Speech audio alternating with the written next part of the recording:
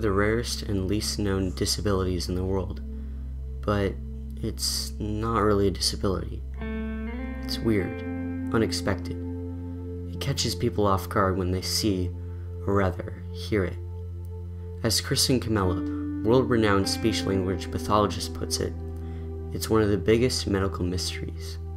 Because it's so uncommon, people that deal with it are often laughed at, made fun of, or given confused or mean looks. Some are treated like outcasts. It's called stuttering. There are 70 million people who stutter, which may sound like a lot, but 70 million is only about 1% of the population. I'm one of those 70 million. Not much is known about stuttering. However, what we do know is that it usually presents itself around 2.5 to 4 years of age, and it's more common in boys than girls. 75% of preschoolers who start stuttering will stop, making lifelong stuttering even rarer.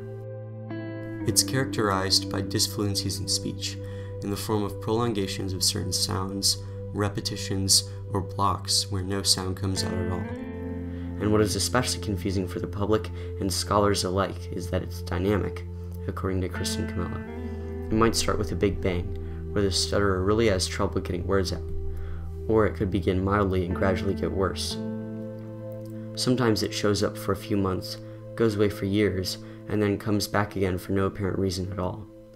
One day a stutterer will be perfectly fluent, and by the next they'll hardly be able to speak at all. Scientists suppose that there are certain genetic traits that are passed down that cause it, but in the end, most research ends with more research is needed, writer Morgan Housel pointed out.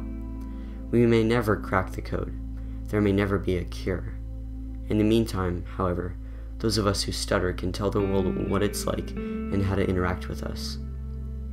But, honestly, we can never fully give other people a good idea of the day-to-day struggles we encounter, the hoops we have to jump through.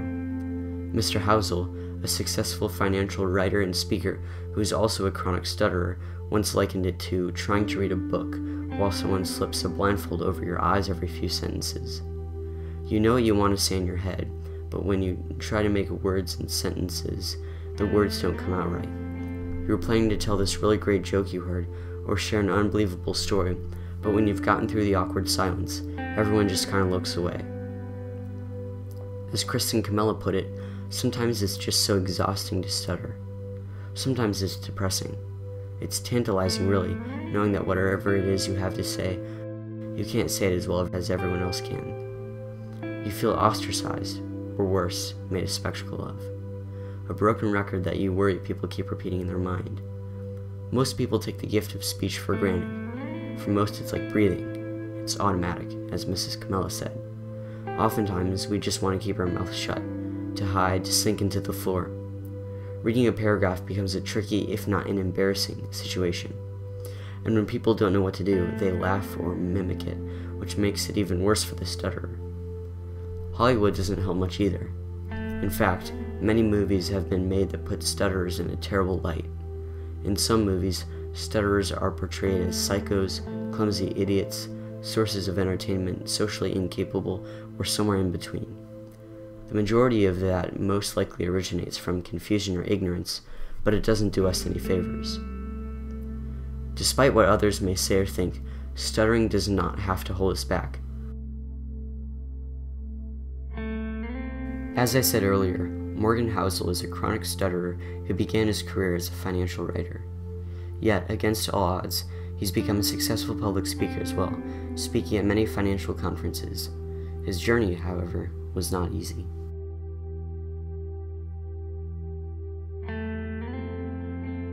And of course, I had so many problems with friends and at school, people teasing me and whatnot. So it was a pretty significant part of my childhood. I was a black belt in karate when I was roughly your age, and I would compete at karate tournaments. And part of karate tournaments is you need to give a short speech in front of the judges before you can compete. And it was just a nightmare for me. I mean, I just dreaded every second of it. And I mean, I would literally lose sleep before karate tournaments, not thinking about, how I would compete, but just I would lose sleep over the speech about it. So it was a pretty defining moment of my childhood that really stuck with me. I think stuttering is different because it's so rare that you have people that the first time they experience it, they just say, "What the heck was that? I'm like, what are you doing? Why are you stumbling? Why are you I don't get it." And they assume maybe you're trying to be funny. Maybe people get confused. And I think the natural reaction for people when they are confused, even good-hearted people, when they are confused, I think they kind of default to maybe laughing just to deal with their confusion.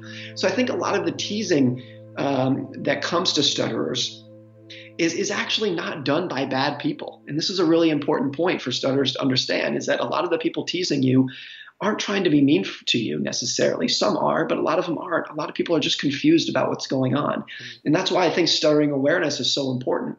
Because when people are more aware of what stuttering is, and if they realize that people who are stuttering are not dumb people, they're not bad people, they're not stupid people, they're normal people like everyone else who have something that's a little bit different about them. If more people recognize that, fewer people will tease stutterers when they come across one.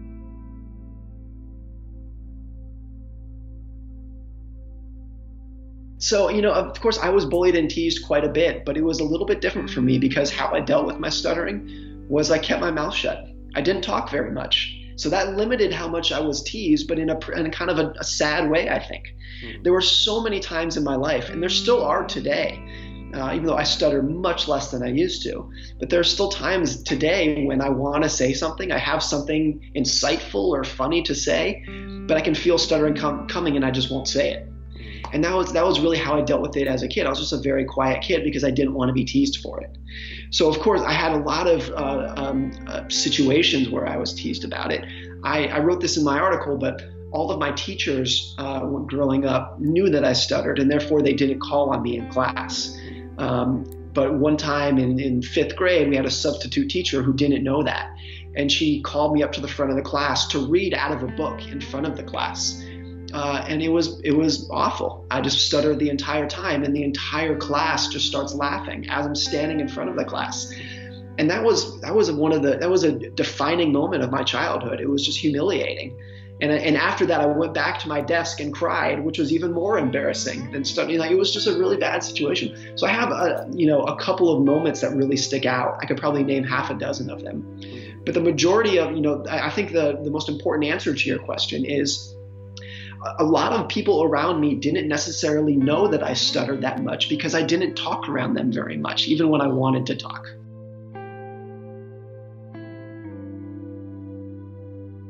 I really worried about my career because, like I said, at school, my teachers knew that I stuttered so they wouldn't call on me. But you can't, I knew that wasn't going to fly in the job market when I went out to work for a company. You work for a company, I got to go sit for a job interview, and then you have to give a presentation to your company. There's all these things that you have to do, and that really worried me. And part of that worry was trying to think of, okay, if I can't communicate in the workplace, what job is good for me? Am I just going to have a job where I just kind of sit by myself and don't talk to anyone all day? That worried me too. But not only for myself, but I think every other stutterer that I've met figured out their own path and figured out their career in a way that didn't impede anything in their career. So I think that I hope that's an optimistic message for people out there, is that, I think a combination of stutterers kind of figuring out their own tricks of how to overcome it. And also as you get older and your friends, your peers, are adults who are, I think, a little bit more empathetic to people's differences. It just makes it easier to kind of blend in with everyone else. And therefore, a lot of the fears that I had about, are people going to accept me in the job market? Will companies accept me? And I used to think the answer is no, and I found out the answer is absolutely yes. And any career that I wanted, I think I could have gone after. People who are different than you and appear different from you are not dumb people. They're not bad people. They just have something different about them. So I hope I've become a little bit more willing to accept people's faults, realizing that faults that look really strange and might look funny from the outside don't have any indication of what someone is worth inside.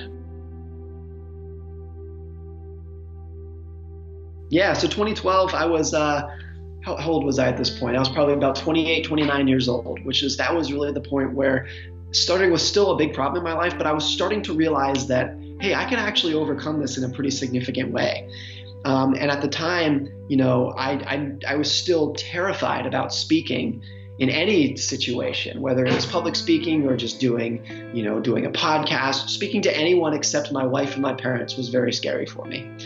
And I got asked to do a speech in front of a fairly small group. I think it was about 50 people, which at any other point in my life, I would have said, absolutely not. That's my nightmare. I had no way would I want to do that.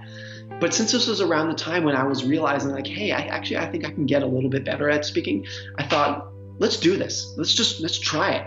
And maybe this is going to be a terrible idea. Maybe I'm going to have to quit halfway through the talk, but let's do this. Let's just try it out. I think I just had I think there was part of me that was just sick of worrying and sick of hiding. And I just want to say, let's just go do it. So I was still terrified, and I prepared for this talk for literally months. And as I was going into it the night before and in the morning of the talk, I was just so scared and so nervous. But I went in and did it, and it went great. It went really well. And it was a 2-hour presentation, and I didn't stutter once the entire time. And when it was over, I was literally in tears. I literally cried on the way home from it because tears of joy just overcome doing this. It was a big accomplishment for me. And I just kind of felt like at that point I had like 29 years of pent up frustration that just kind of like dissipated after that talk. And so from that, after I gave that talk, suddenly it was like, I want to keep giving speeches. I want to keep doing this because it felt so good to get out there and do it after hiding my entire life. And then so after that, I kept speaking at conferences, did it more and more and more. And now actually a big part of my career now is speaking at investment conferences. That's part of my job. So I've spoken at conferences all over the world and in crowds, some as large as 2,000 people. So it's a big part of what I do. And I never in a million years would have thought that I would be doing that.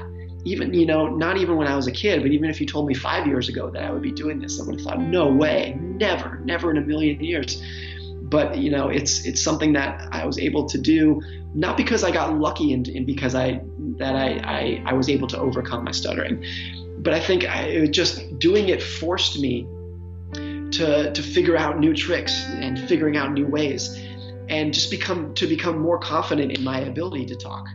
So I think it just put even more pressure on me to be like confidence in myself. What do I need to do to overcome this? Like, let's go do it. And I think that's maybe an important lesson too, is that, forcing yourself to get out there, and it's uncomfortable, and people shouldn't do things that make themselves too uncomfortable.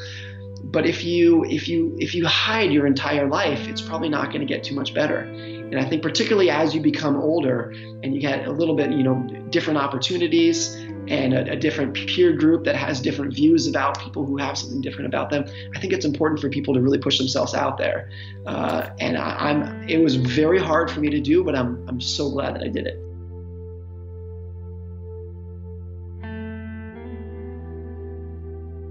I think everyone has a little bit something that's different about them that they're self-conscious about. Maybe they're overweight, maybe they have acne, like whatever it is. I think everyone has something that they're a little bit embarrassed about themselves. Maybe it's speaking, maybe it's your appearance, maybe you're not as intelligent as you thought you were. Everyone has something. And I think that something holds them back from achieving their full potential. And, I don't want to make this too much of a, rah, you can do it, because it's hard. It's hard for everyone. But I think putting yourself out there and really trying to test your limits as much as you can is really important. For me, the speech that I did in 2012, that first one, that was really me saying, like, I don't know what I'm capable of doing, so I'm just going to push the limits as far as I can to see where the limit is. And I realized that, hey, actually my limit is farther down the road than I thought it was. I'm capable of doing more than I thought. And that increased my confidence. And once my confidence was increased, then I realized, like, hey, I can actually do a little bit more.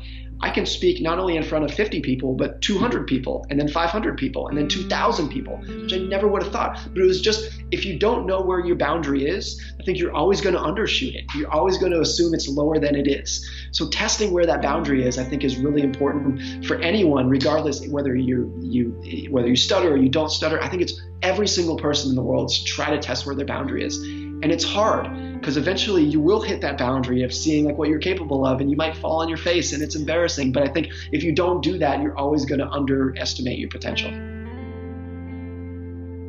Kristin Chmela is yet another example.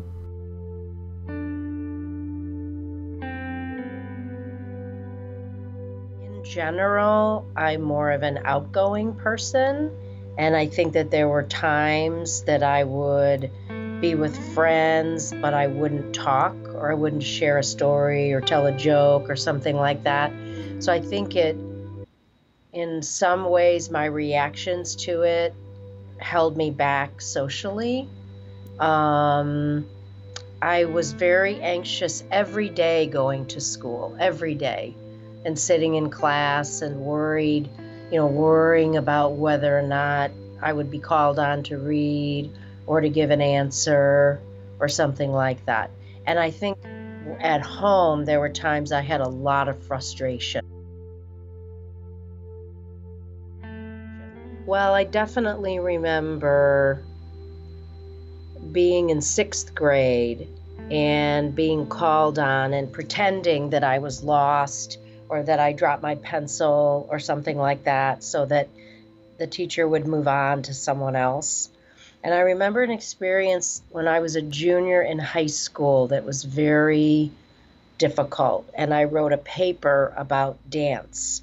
And the teacher wanted me to read it out loud. And I argued with her in front of the class. She said, "You read it." I kept saying, "You read it." And finally I started to read it, and I couldn't say a word on the paper. And I ran out of the class very upset. And that is an experience that has stuck in my mind. I was bullied probably for 1 or 2 years in later grammar school. There were a couple of boys that lived on my street, and we walked home from school, and there was this little hill that we had to go over, like a little forest preserve with a little hill then to get to the main part of the street where I lived. And I remember sometimes they would hide there, and then I was scared to walk home. Probably every day I was scared to walk home from school. And there was someone else that really bullied me pretty terribly. And I do think that those experiences impact you forever in some way. And as I became an adult, I got some help for those experiences to get over them, because I think they really impacted me. Morgan Housel and Kristin Chmela have both been through a lot as a result of their stuttering. And yet, today, you never know that they stuttered. They are both extremely successful. Morgan Housel has spoken in front of crowds as large as 2,000. Kristin Chmela has been all over the world, speaking at various stuttering conferences. This only goes to show that stuttering does not have to hold us back. We're just like everyone else, and we want to be treated that way. We want people to know our struggles, our thoughts, and our daily lives. We want to be treated just the same as anyone else. We have friends, we have fun, we smile, we laugh. We don't want to be laughed at, or mocked, or teased, or given dirty looks. We want to be accepted, and we don't want to be pitied. Take the extra 10 seconds to listen to us, to get to know us. Don't act like you're in a hurry, don't speak for us or over us, and definitely don't tell us to slow down or speak up. Let us take our time. Let others know that we're important, and what we have to say is worth listening to. It's just that we need a little more time. But this story is not just about stutterers. It's about everyone. As Mr. Housel pointed out, we all have something that we struggle with. But if we have the right perspective about it, that struggle can become a source of strength. So instead of judging each other, let's try to understand each other. Instead of criticizing each other, let's try to encourage each other. Let us stand up for each other, despite the differences we all have. Let these differences unite us more than they distance us.